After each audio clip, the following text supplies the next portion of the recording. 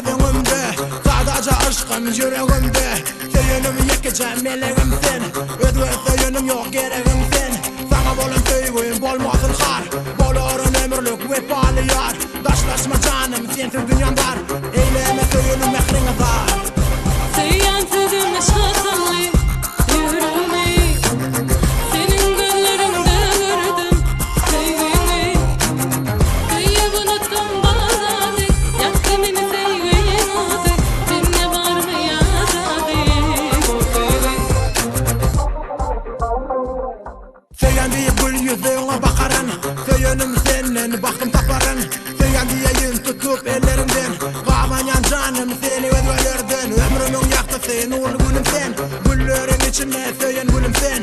Söygüyüne mehrini teşne yüreğim, söz veren seni ömürlük söylerin.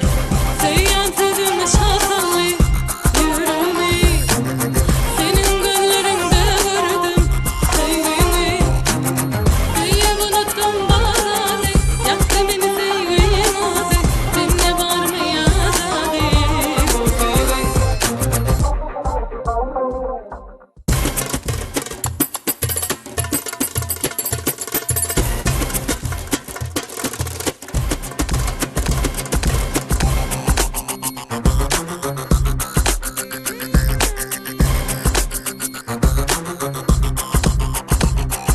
Neredeyce keşfin gözümde, sadece aşkım yüreğimde. Söyünüm yekeceğim meleğim sen, ödver söyünüm yok gereğim sen. Sana bolun söygüyüm bolmasın har, bolorun ömürlük vefalı yar. Daşlaşma canım sensiz dünyam dar, eyleme söyünüm mehrini